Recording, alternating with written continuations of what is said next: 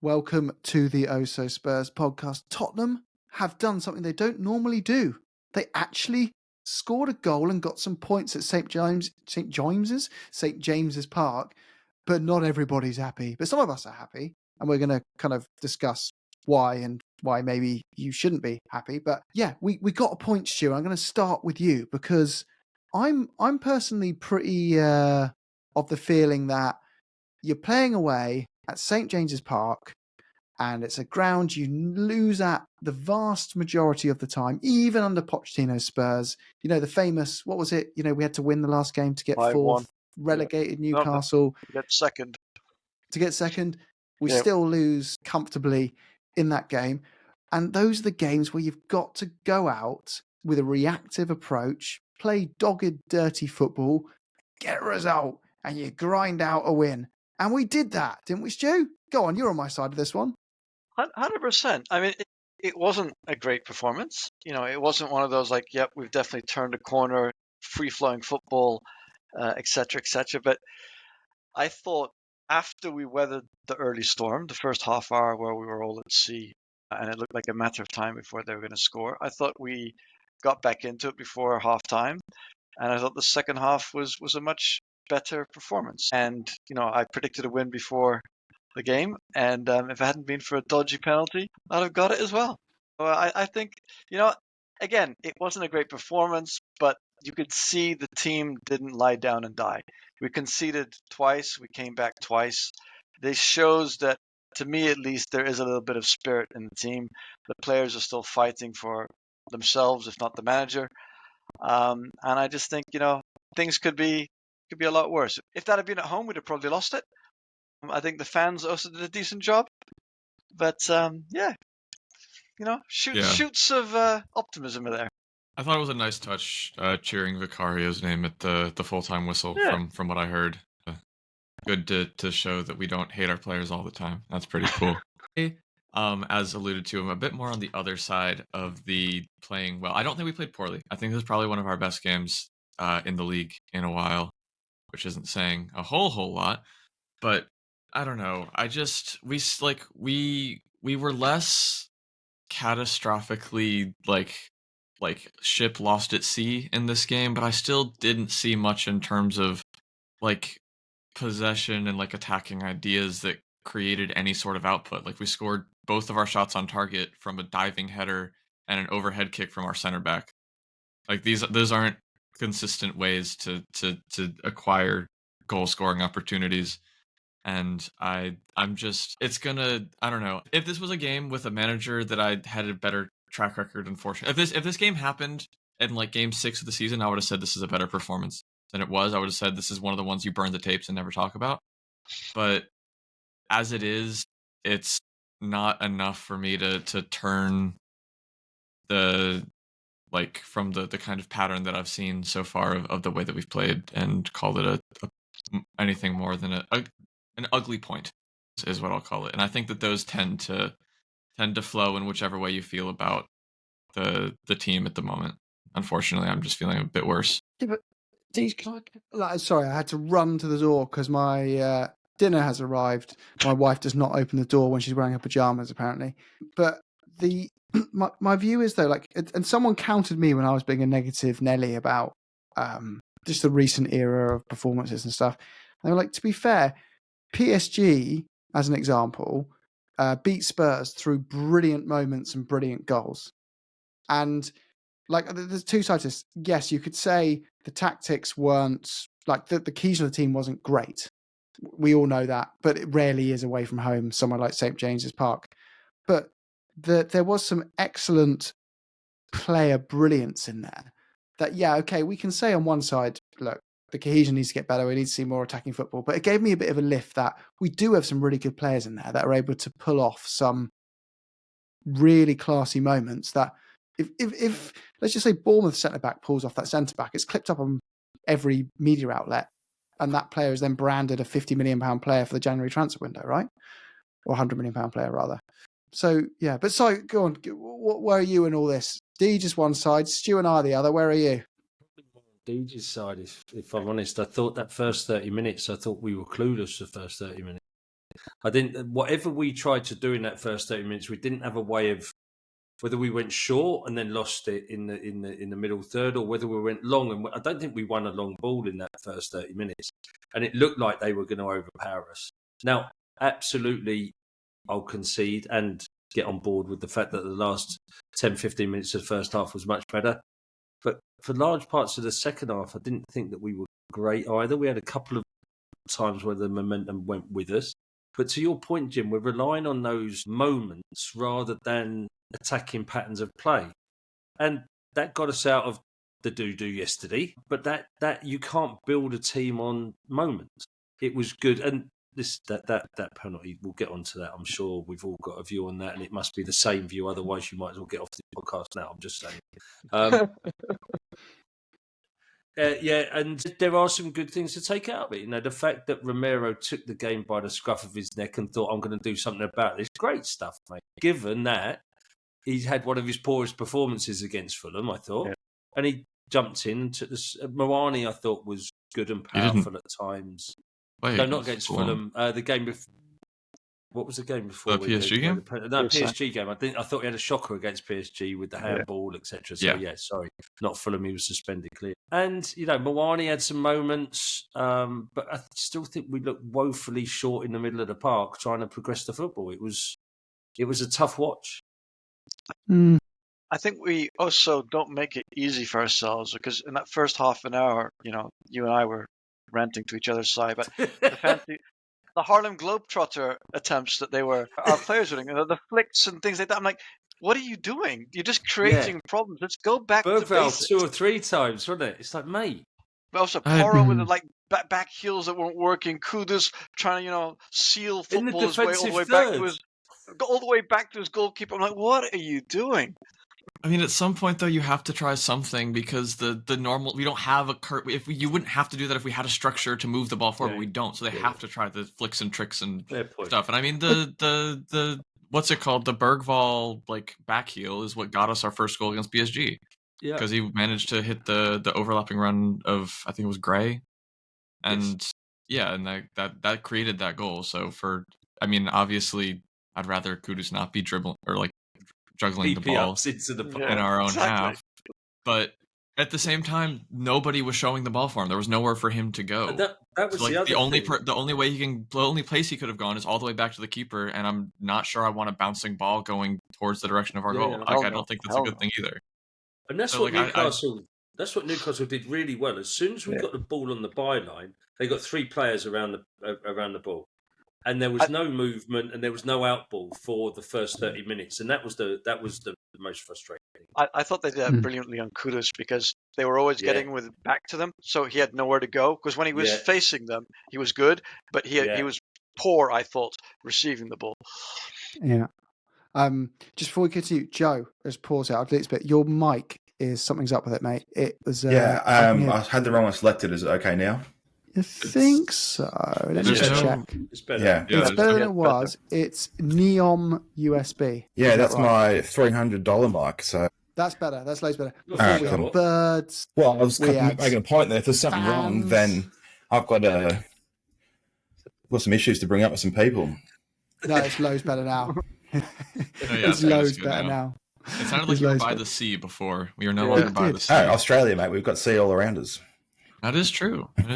I'm not actually going to delete this bit. I've enjoyed this part of the chat. It's probably as good as it gets. Better than the football. But it's I don't know, guys. We've got the best away form in the league. Literally, this is coming from the most. You guys have accused me of being a miserable bastard about Thomas Frank and the football we're playing at home, and I agree with the home football, but the away football I don't feel fair is to criticise. I think as we brought in Thomas Frank, we knew his strengths were countering the opposition, setting up and being hard to beat, winning ugly. It's all about the points. But what he lacks in experience is, hey, here's my philosophy, here's my way of playing. It's sexy football at home, and the players understand what they've got to do and what we're all about. That bit's missing. But Joe, anyway, what's your thought? Were we rubbish? Do we need to change how we're playing away from home, or do we keep doing what we're doing? I think the away football, but go on. Sorry, the away part is the biggest point. I think because as I mentioned, we never get results against Newcastle, especially away. And because we are playing away, we put up with more rubbish football. We won't put up with rubbish football at home, but if we can sneak a draw away at Newcastle, it's good. And we can rely on counterattacks and moments and stuff like that when we're playing away. But so I just kind of feel like that it does paper over a lot of cracks that it was away, because there wasn't much difference to how we normally play. It's just we ended up with a draw at a tough ground. And I'm not feeling too much hope. So I need to be here this morning, unusually. Someone else to give me hope, please. We're top of the league away from home. I get the home form is awful. Unfortunately, we play Someone half our knocked games down at the home. Tottenham No, Hotspur Stadium. We go back to Wembley. Every game's away. But okay, Jim, have we been to some home games, Jim? Are we just erasing that from our memories? oh no, mate. Like, as we know, we're season ticket holders. We've endured this absolute. Like, it's terrible. Purgatory, mate. But yeah, I don't know. This brings me back to the whole debate, guys, of like, do we have good enough players, or is it the tactics, or is it a mix of the two? And I'm not saying, and before says, hey, we're not as good as Chelsea, Arsenal. Yeah, we're not. We're not top 4, but I still think we're top 6 or 7 player ability wise. We are missing.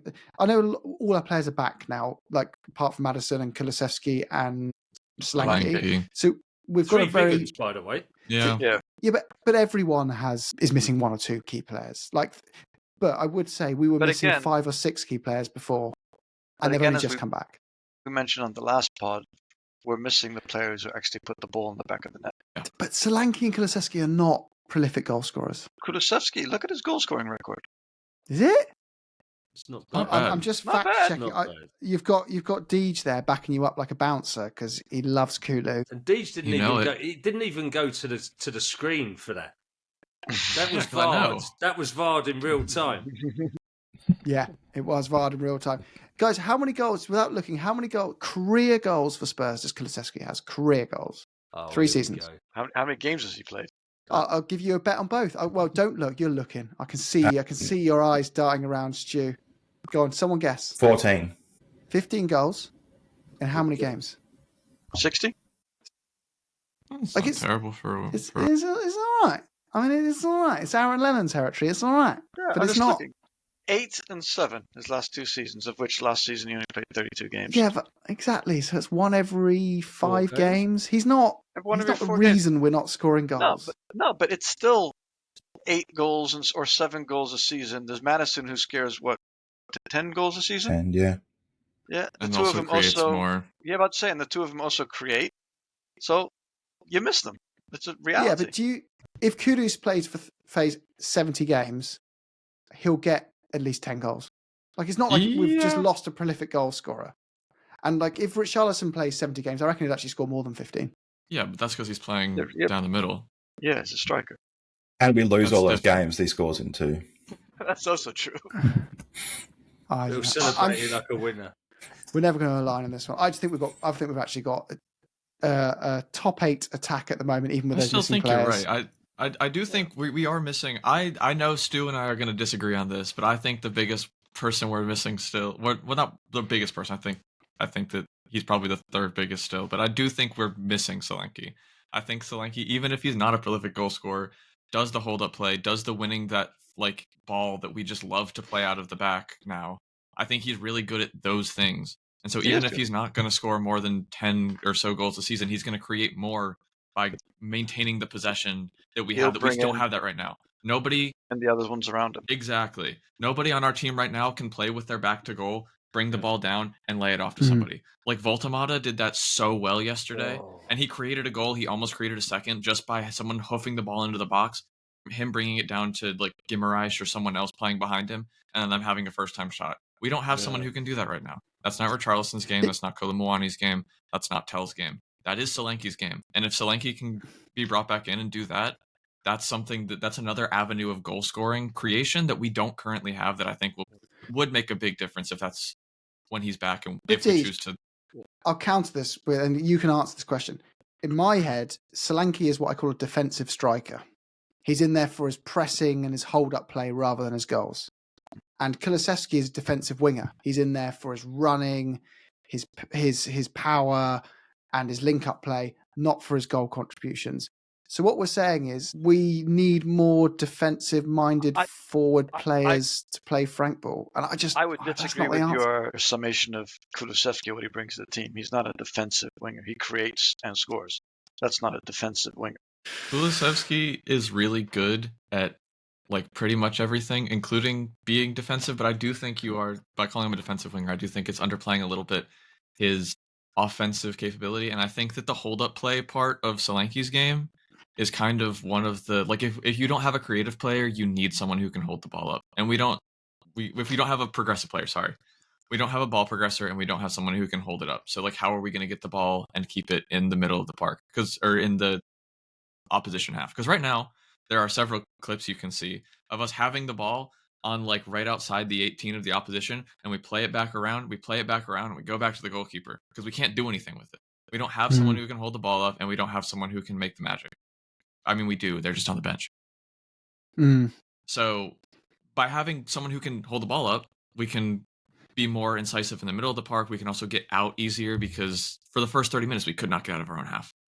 And Solanke is the kind of player that can let us do that. Yeah. And that will also mean that we can be less... We'll have to defend less because we have the ball more. Yeah. And Jim, to be fair, Stu, the stats back you up, by the way. Just quickly, to be completely neutral here. Tottenham stats. I was going to say, Johnson has only scored 18 goals in 78 appearances. So, sorry, were you? No, I was just having a quick look on the... looking at Kulusevski's overall Tottenham stats, 116 appearances, 44 goal involvement. Who's that? Kulusevski. 44 goal in 100 appearances. In 116 appearances. So it's one every 3 games. Yeah.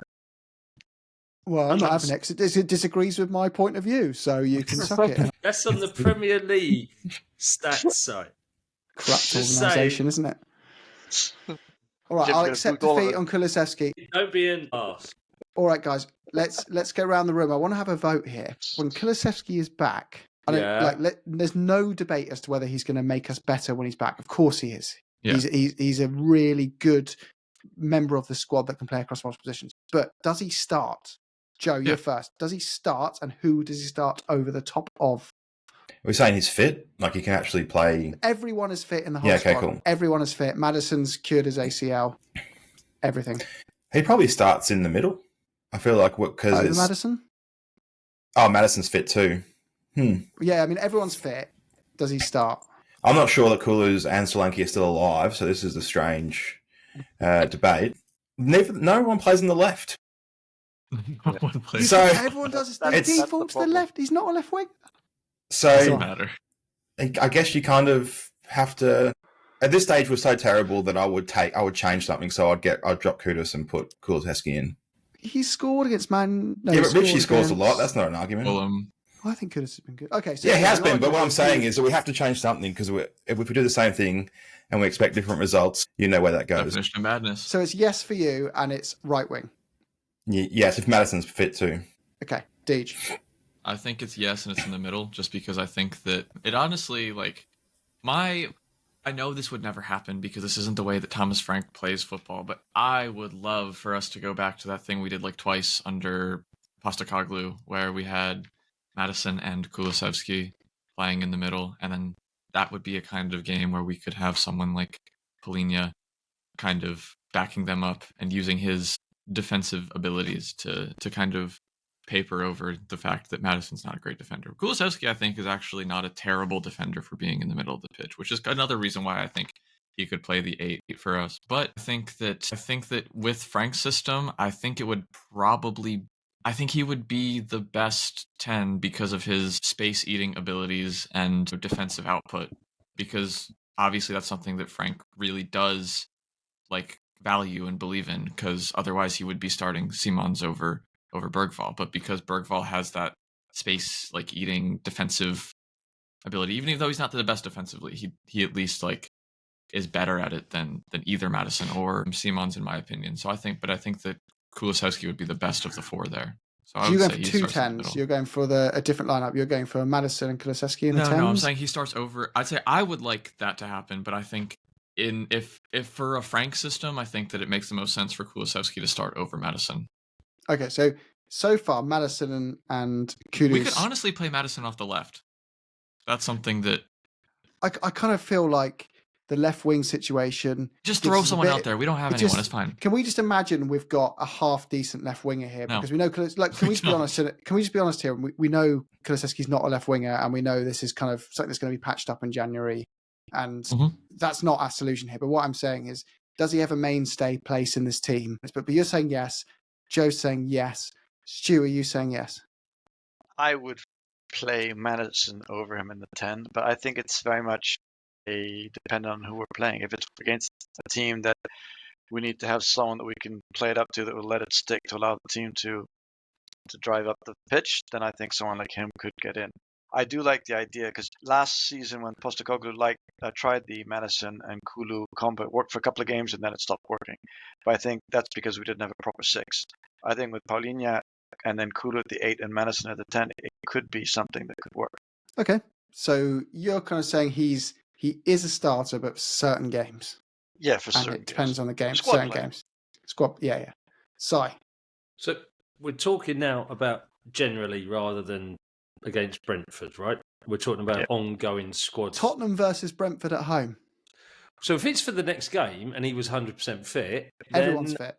Then I would probably drop him for Kudus because I think Kudus needs to have a little bit of a moment on the bench to reflect on some not great performances. But if we're talking about ongoing squad management, I think they're your equal rotation on the right-hand side. I think one of them's on the bench, one of them starts. I think that's your rotation over there. I'm just going to mute all and then go on my tirade about why he shouldn't be starting. No, that's fair. Okay, so I've completely lost this debate in the room. What do you think in the comments? Do let us know. I'll finish my personal bit. I think he's a fantastic squad player. No way in hell we should be looking to force him out the door. You need players like that when you want to win things. You need players like that when you want to be competitive in the Premier League.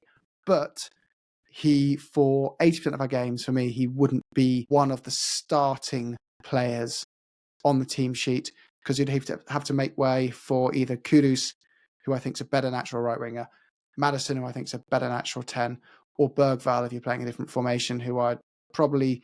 Actually, that's a tough one. The times I would drop him would be if I was going for 2 10s in a completely different formation, and I would then play Kulusevski and Maddison. And Bergvall, it's so tough because Bergvall is such a young talent that's on kind of a bit of a form, seems to be coming back a little bit. Anyway, but there's a debate there to be had. So maybe we've all got a space for him in a certain situation. I think it's the fair way to maybe look at it. And I mean, this is also a hypothetical world in which all of our players are healthy, which when has that ever happened? Yeah. And that's why you have to keep Kulusevski because he covers 2 or 3 roles without an enormous drop-off. But anyway, the whole point was, I think it's some of when you get into these debates about like where we are, people go like, yeah, but Solanke and Kulusevski are injured. And in my head, I'm like, but everyone's missing 1 or 2 players, and they are really important, as Stu said, because they're key to our goal output metrics, especially when you lost Son as well.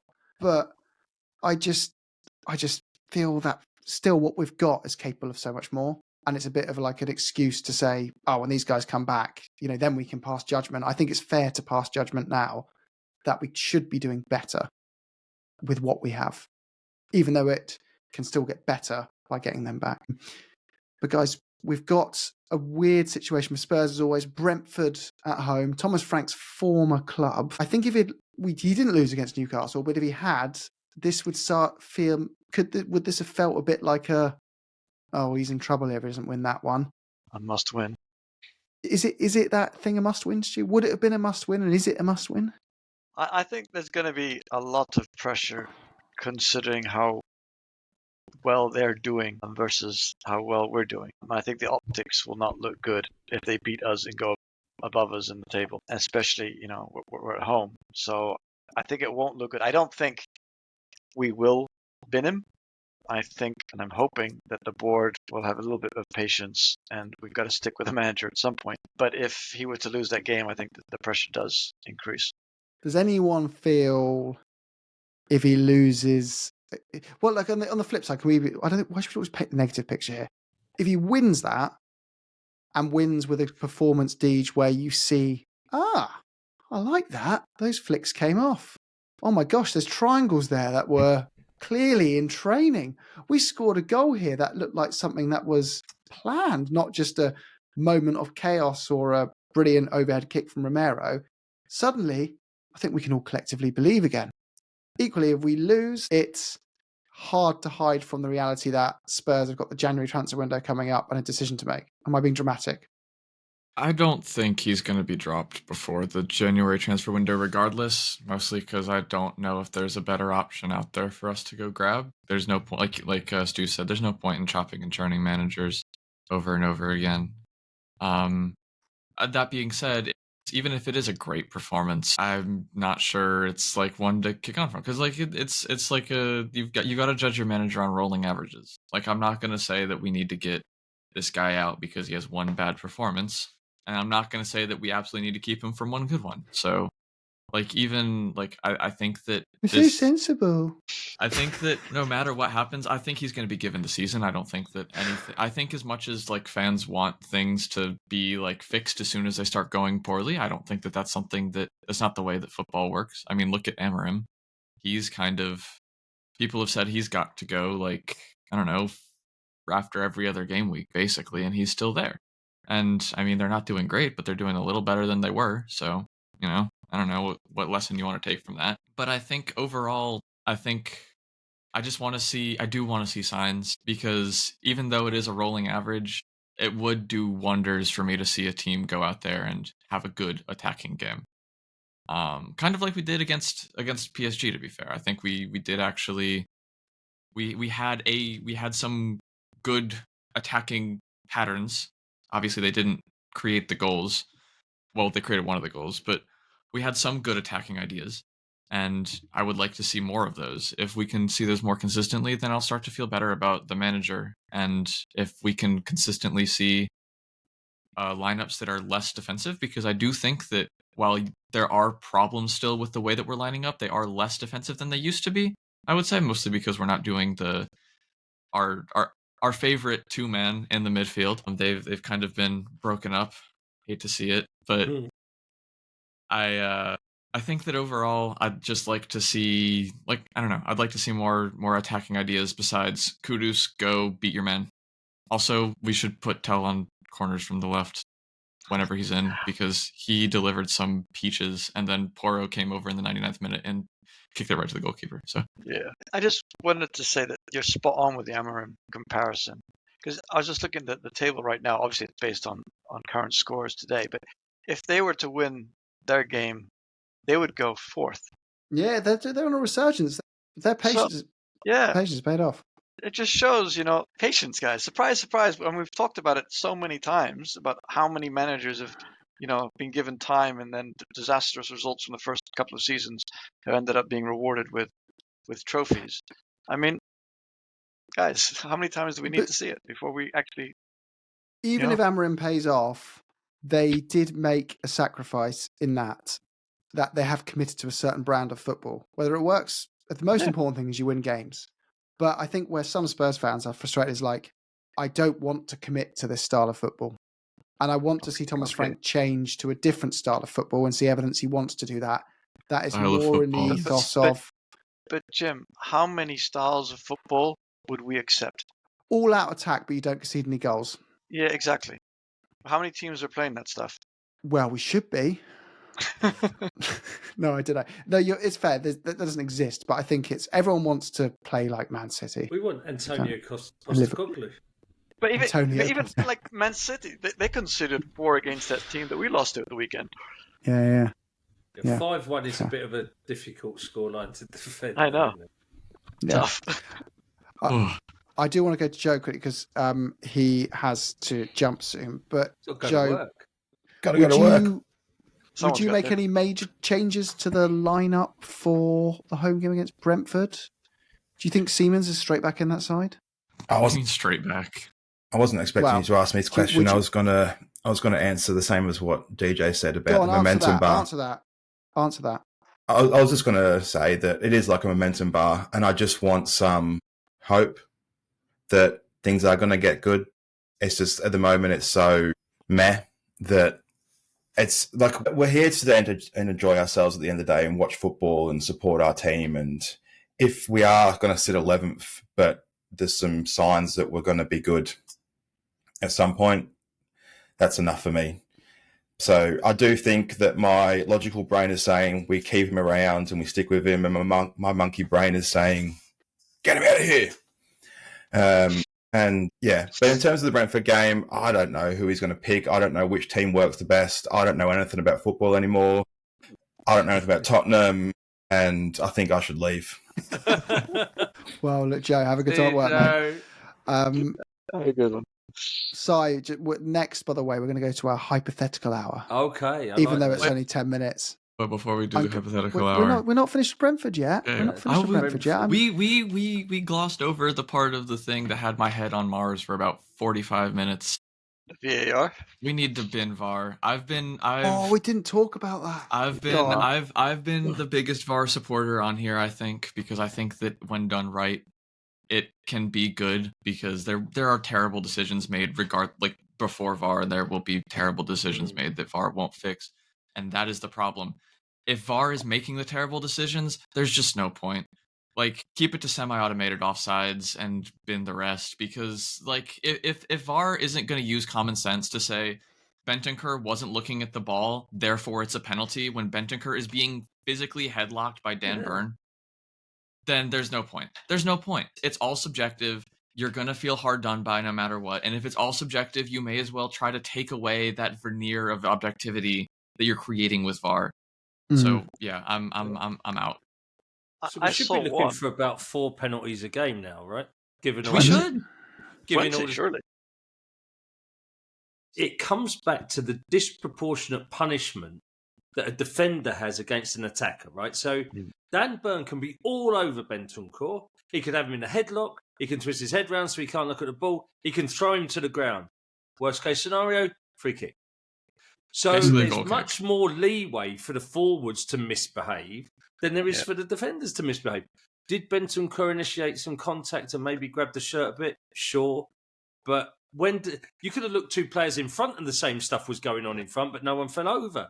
And then when that Trevin Sinclair overhead kick came in from Kuti, there were 2 of our players on the floor that have been wrestled to the ground. So where's the penalty kick there? It's just absolute nonsense. But also, like, I saw people saying, well, look, Bentancur wasn't looking at the ball, Dan Burn was, so therefore, that's why, I'm like, where in the rules does it say? I couldn't find it, Stu. I was looking for it. I can't find it. Yeah, because I was like, just because I'm looking at the ball, I'm allowed to run over the defender. Where's it written in the rules? You're allowed to do that. I mean, what the hell? I was looking at the ball, so, Yeah, exactly. I'm looking at the ball, so it's all right. Brackets also, attacker rules. That's acting like man marking hasn't been like there's 2 ways you can play like a corner, zonal or man, or like a hybrid version of the 2. But, like, those are the 2 ways. And if you're man marking, you can't watch the ball until the ball's in the air. You watch the defender's eyes. You do this in every sport ever. You got to see where he goes. Exactly. Because as soon as he moves and you don't go with him, all the commentators are going, he let his man go, took his eyes off him. But again, as you said, it would be every single corner, every game would result in a penalty. Yeah. We shot a penalty for Romero's overhead kick. I think you're completely correct. I don't think that there was anything that was any different than the way that the Bentancur thing transpired, except for maybe our player didn't have theirs in a headlock. Yeah. My Sunderland supporting mate, who's very neutral on this, well, not really, he hates Newcastle, but he's been a season ticket holder his whole life and been through the real ups and downs. But he was saying, like, the thing you had which screwed you, he said it was a pen, but hear me out. I was like, it's not. He said, in normal time, that's under live game refereeing, that's not a penalty. But as soon as VAR is called, it's a penalty. Because once VAR has to be involved, it has to follow the rule book by the rule book. And technically it is a penalty. But referees know in games, if you call everything by the book, you're calling 10 penalties a game, and there's got to be a level of common sense. So this is the whole problem with VAR. As soon as you involve it, you start going down a 10-point checklist, and you're nearly always going to find one of those rules broken. So he said, as soon as that was called over to the monitor, you were screwed, but as soon as it goes everyone to knows the monitor, it should never have been called over to the monitor. The mistake was calling him over to that. It should never have happened. Yeah, because what VAR are saying to him is, you've missed something that's clear and obvious. you need to go and have another look on the screen. So they've already set him up that he's made a mistake. And now he's going over to confirm that he's made a mistake. They show him the angle in slow motion. Yes, Bentancur's got hold of his shirt. That happens every single bloody corner. And is it a foul? Maybe. 6 of one, half a dozen of the other? Yeah. Absolutely.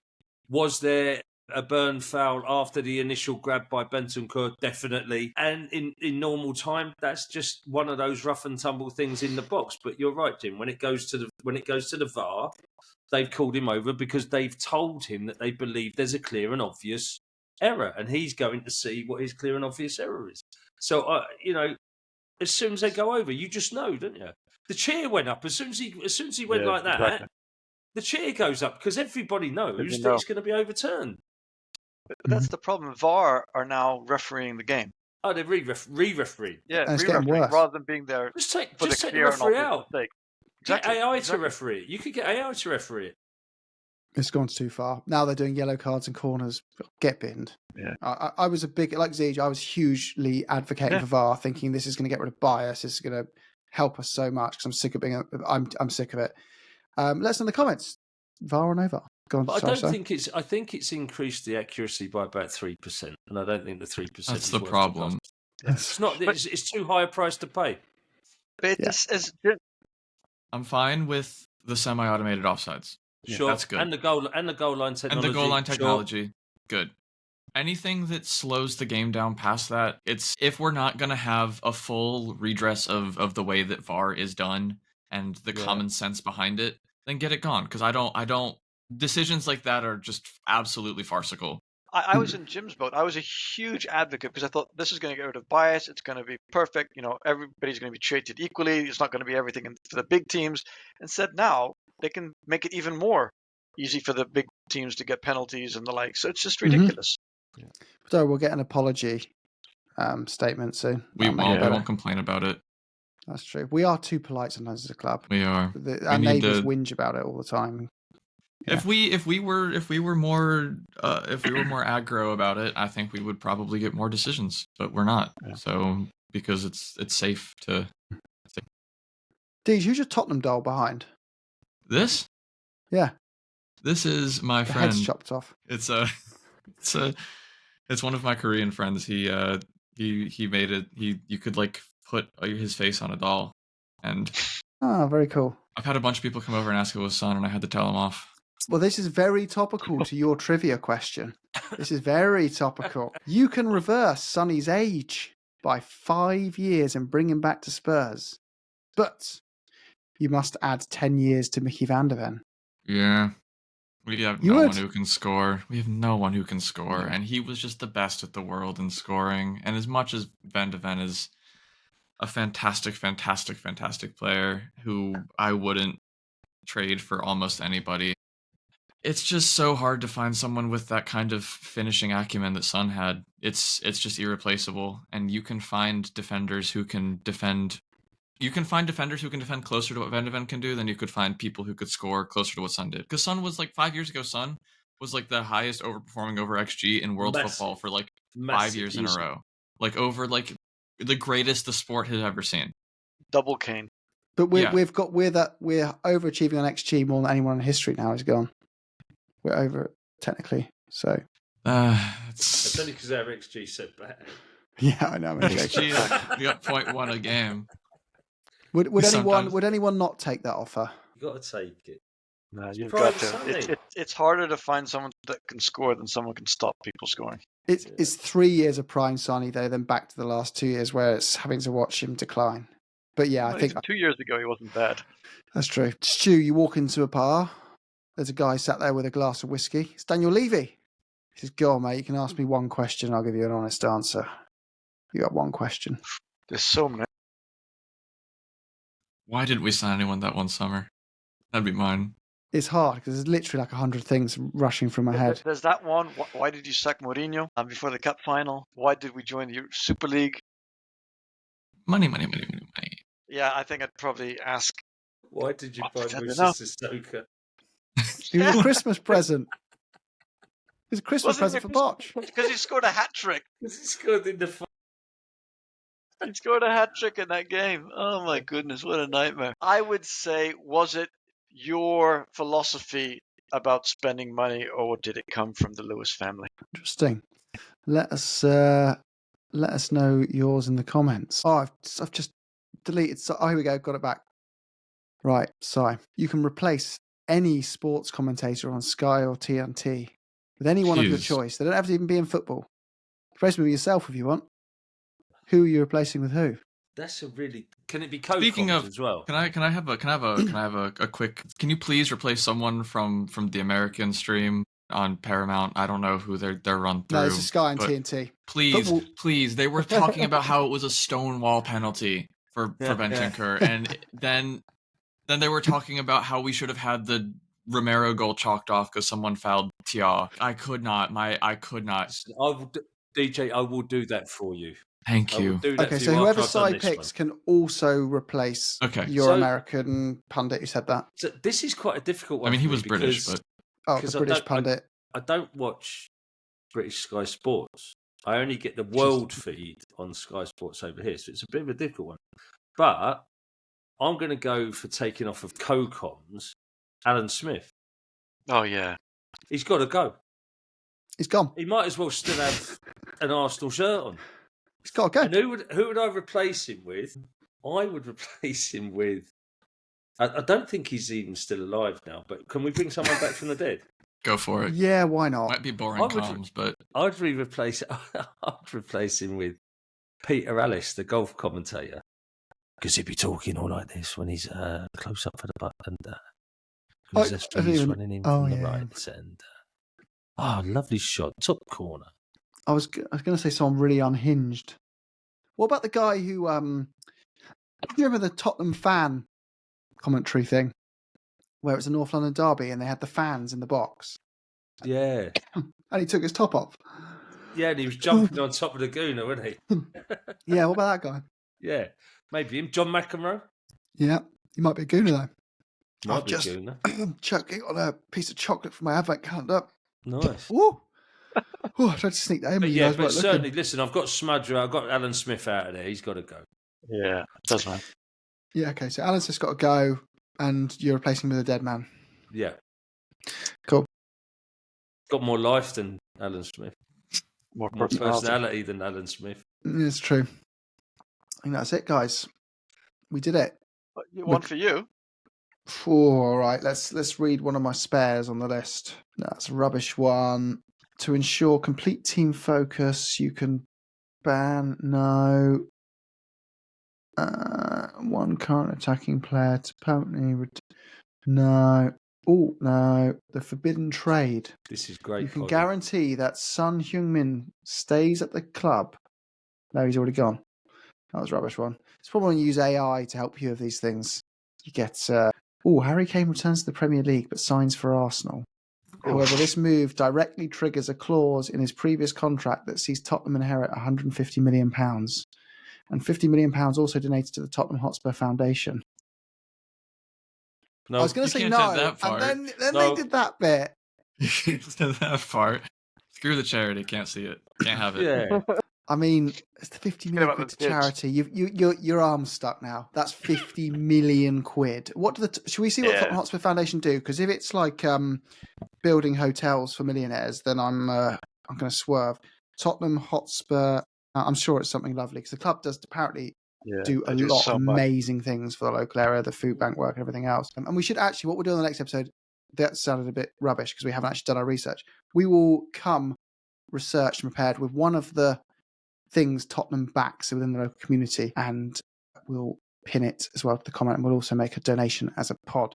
But here they go. They say, as the club's official charity body, we're committed to delivering its visions. Oh, it's more of a body that has charities underneath it, by the looks of it. Right. Giving, under inclusivity. Yeah, so we'll do some research on this when I bring it back, and we'll figure out what charities Tottenham do. They generated £20 million worth of social value last year. See, they don't need 50. Well, it would almost triple their revenue. Kids don't need presents for Christmas. But we'll look into that one. Imagine though, if the Tottenham Hotspur Trust, then donates that 50 million to kids, and they know it comes from Tottenham, but they're all Tottenham supporters, and Harry Kane's winning the league at Arsenal. They're not even going to say thank you for that, are they? Here we go. Tottenham Hotspur Foundation opens STEM learning zone for local school children. So they help children. But it's Tech Just making it access to harder. You're kids. just making it harder. Just let us bet say there's no. some, I bet No. there's some Arsenal supporters being helped there. Mobile youth hub. Oh, they do quite a lot, guys. Yeah, I mean the correct answer. I mean, Kane was already a gooner. Even without the 50, even without the 150 to the thing, you kind of have to give 50 million to charity. Well, Yeah. you do now. Yeah. I mean, Yeah. in that situation, it would be really hard. They would definitely win the league again Oh, with yeah. him. Oh, yeah. And then Yeah. you're going to have to watch Harry Kane lifting the Premier League Mhm. trophy with Arsenal. Mhm. That is just disgusting. Listen, maybe we could have a whip round from the pod members and get 50 million just to stop I reckon we could raise 50 million amongst the Spurs Yeah, if we community can to raise stop that 50 happening. million, Yeah. we'll raise 50 million and Harry Kane can stay at Bayern Munich. You can go to Yeah. Barcelona. Maybe Yeah. we could buy him. He would love Yeah. to play Frank Ball. Yeah, No, I mean, like, we'd we have to buy get him. the ball to him. Like the fans all buy him. Like- and- Play in our garden. yeah. Anyway, up the Spurs. Go. Go on, you Spurs. Come on, you Go on, you Spurs. Go on, you Spurs.